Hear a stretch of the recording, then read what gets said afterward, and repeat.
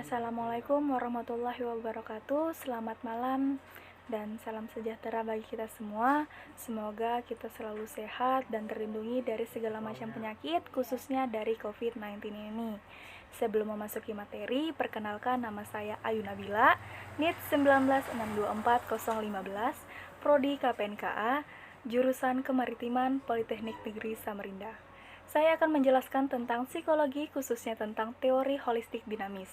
Jadi psikologi itu ada 5 pembahasan, yaitu 1. Pentingnya psikologi dalam pendidikan, 2. Sifat dan kehakikat kejiwaan manusia, 3. Tinjauan psikologis tentang belajar, 4. Teori kepribadian, dan 5. Teori holistik dinamis. Sebelumnya saya akan menjelaskan pengertian psikologi terlebih dahulu. Apa itu psikologi? Psikologi adalah ilmu yang mempelajari tingkah laku manusia, tentang respon yang diberikan terhadap lingkungan dan pengalaman-pengalaman yang timbul pada diri manusia, seperti perasaan, panca indera, pikiran, feeling, dan kehendak.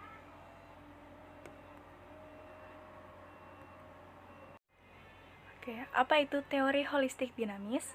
Holistik adalah berpikir, yang berarti berpikir secara menyeluruh dengan mempertimbangkan segala aspek yang mungkin mempengaruhi tingkah laku manusia atau suatu kejadian. Dan dinamis adalah istilah umum yang merujuk kepada segala sesuatu atau kondisi yang terus-menerus berubah, bergerak secara aktif, dan mengalami perkembangan berarti. Maslow pada tahun 1970 menyebutkan teori holistik dinamis, yaitu teori yang menganggap bahwa keseluruhan dari seseorang terus-menerus termotivasi oleh satu arah atau lebih kebutuhan, dan bahwa orang mempunyai potensi untuk tumbuh menuju kesehatan psikologis, yaitu aktualisasi diri.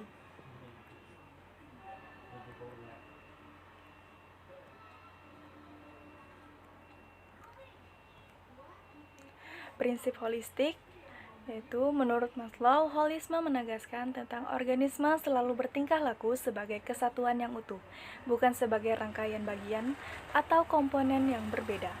Jiwa dan tubuh bukan dua unsur yang terpisah, tetapi bagian dari satu kesatuan.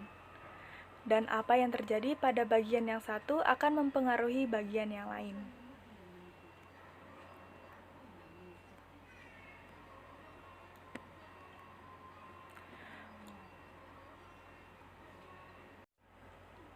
Konsep hierarki kebutuhan ada bermacam-macam, yaitu A. Kebutuhan fisiologis, yaitu kebutuhan manusia yang paling mendasar untuk mempertahankan hidupnya secara fisik, yaitu kebutuhan akan makanan, minuman, tempat tinggal, seks, tidur, istirahat, dan udara. B. Kebutuhan rasa aman. Kebutuhan ini menampilkan diri dalam kategori kebutuhan akan kemantapan, perlindungan, kebebasan dari rasa takut, cemas, dan kekalutan, kebutuhan akan struktur, ketertiban, hukum, batas-batas, dan sebagainya. C. Kebutuhan pengakuan dan kasih sayang. Kebutuhan ini berhubungan dengan kebutuhan memiliki hubungan perasaan dengan orang lain. Manusia butuh untuk disukai, disayangi, direspon, dan diakui. D. Kebutuhan kepribadian adalah kebutuhan yang harus dipenuhi secara perorangan atau individu. Kebutuhan ini berhubungan dengan selera dan pilihan. E. Kebutuhan aktualisasi diri. Menurut Maslow, setiap orang harus berkembang sepenuh kemampuannya. Kebutuhan manusia untuk bertumbuh, berkembang, dan menggunakan kemampuannya. F. Kebutuhan akan penghargaan.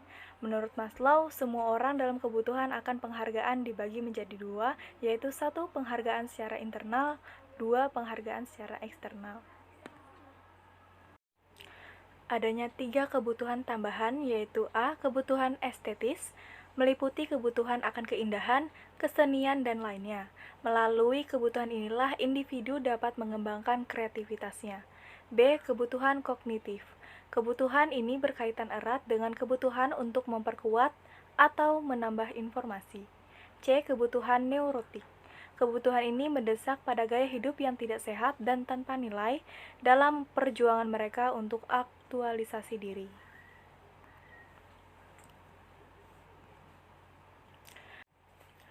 Maslow memperkirakan bahwa rata-rata orang memenuhi kebutuhannya masing-masing terpenuhi kurang lebih 1. Fisiologis 85%, 2. Keamanan 70%, 3. Cinta dan keberadaan 50%, 4. Penghargaan 40%, dan 5. Aktualisasi diri 10%. Semakin besar kebutuhan di level rendah terpenuhi, maka akan semakin besar kemunculan di level selanjutnya. Konsep kebutuhan hierarki ada 3, yaitu A. Konsep aktualisasi diri adalah keinginan untuk memperoleh kepuasan dengan dirinya sendiri, untuk menyadari semua potensi dirinya, untuk menjadi apa saja yang dia dapat melakukannya, dan untuk menjadi kreatif dan bebas mencapai puncak prestasi potensinya. B. Aktualisasi potensi. Kalau berbicara tentang potensi manusia, ini mungkin referensinya sudah sangat banyak. Daniel Goleman berpendapat, seberapapun kecerdasan manusia itu bisa diungkap. Yang sanggup diungkap itu hanya sebagian dan sekian. C. Bukti diri. Memunculkan dorongan aktualisasi diri juga kita butuhkan saat menghadapi realitas yang brutal atau bertentangan dengan keinginan. Realitas semacam itu sama artinya dengan halang rintangan. Meski realitas itu tak berbicara, tetapi sebetulnya ia menawarkan 3 pilihan, yaitu A. Apakah Anda akan mundur? B. Apakah Anda akan diam? Dan C. Apakah Anda akan tetap memutuskan untuk melangkah maju dengan mencari jalan lain? Kita pilih yang manapun, sebetulnya itu pilihan kita. Tak ada orang lain yang punya ruang ikut campur di sini.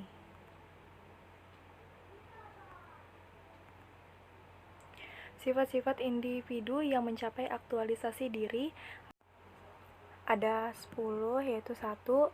Berorientasi secara realistis, 2. Penerimaan umum atas kodrat orang-orang lain dan diri sendiri, 3. Spontanitas, kesederhanaan, kewajaran, 4. Memusatkan diri pada masalah dan bukan pada diri sendiri, 5. Memiliki kebutuhan akan privasi dan independensi, 6. Berfungsi secara otonom terhadap lingkungan sosial dan fisik, 7. Apresiasi yang senantiasa segar, 8. Mengalami pengalaman-pengalaman puncak, 9. Minat sosial, 10.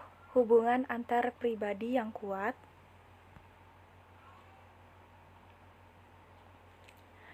Nah, itu tadi adalah materi psikologi tentang teori holistik dinamis.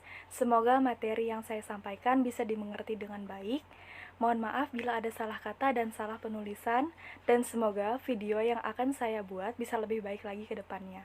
Sekian dan terima kasih telah menonton video saya. Saya akhiri, wassalamualaikum warahmatullahi wabarakatuh.